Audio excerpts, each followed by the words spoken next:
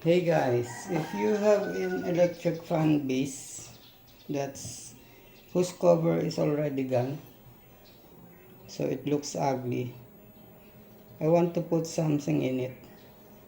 But first I want to remove this first. I have removed the other 3 screws. I just want to show the last one. Because since it is heavily rusted, I'm going to put a slit at the center of the screw.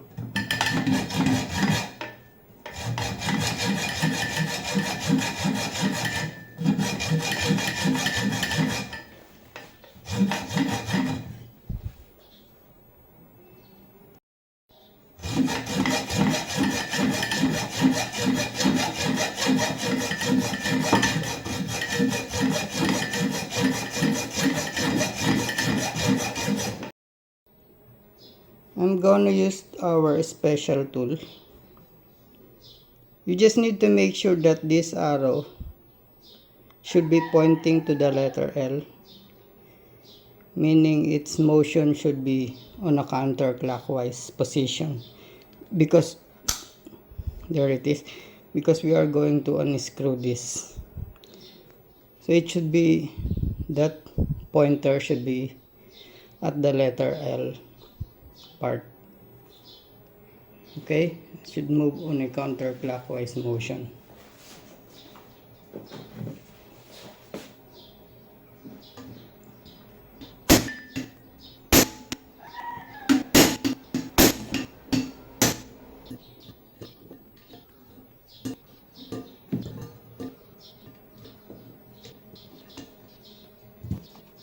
Okay, so that's how we were able to remove a heavily rusted screw. Now I'm going to get something to cover this before putting this back on.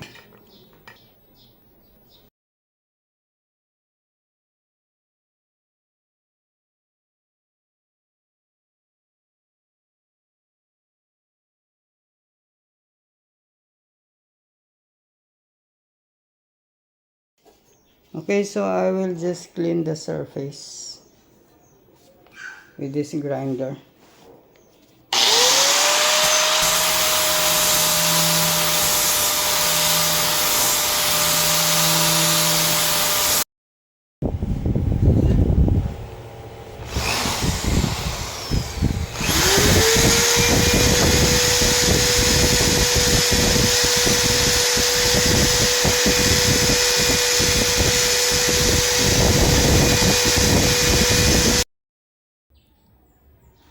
Okay, so I have removed the rust.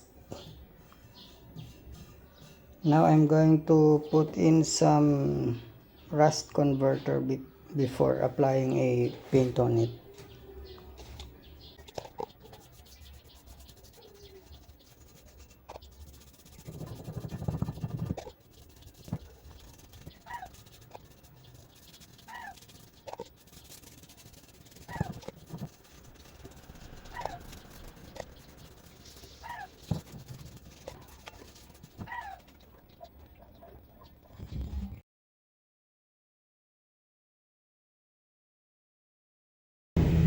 Okay, the rust converter has done its job, but before I paint it, I'd like to show you this wooden plank.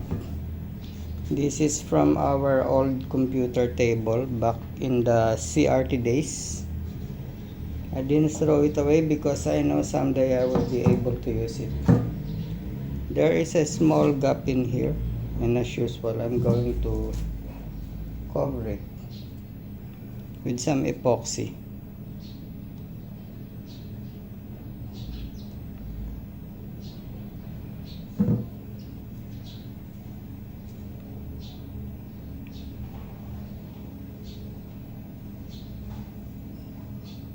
So if you have some important things that you think you can still use, and you have some space at home,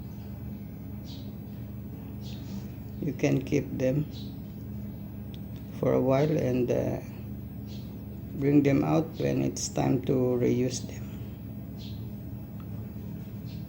Okay, as usual, I'm using some small amount of water to spread the epoxy evenly.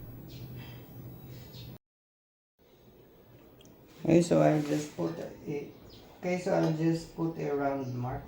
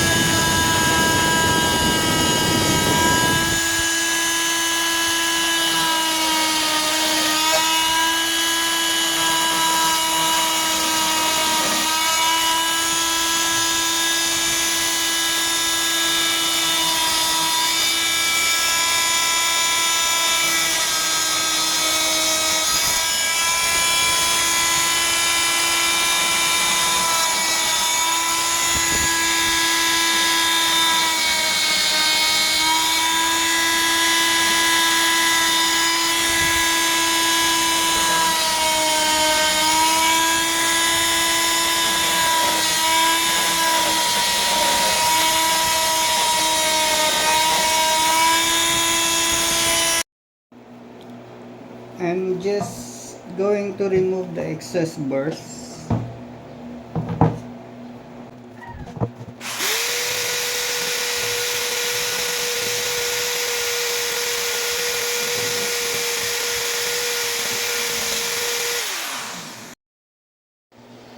Okay, so let's try it. It's going to fit.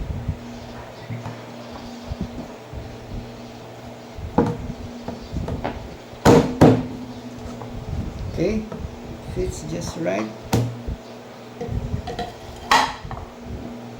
So before I paint this one, I'm just going to paint the base.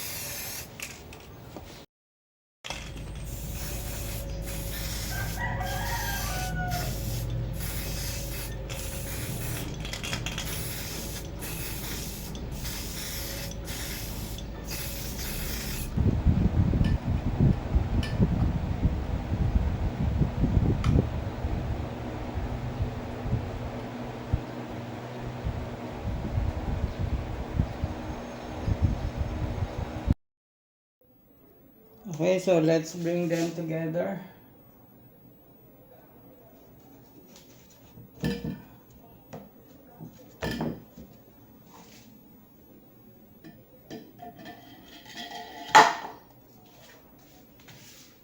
Okay, so that's how it looks like. I hope you like the idea and looking forward to seeing you again on our next video. Thank you for watching. Bye.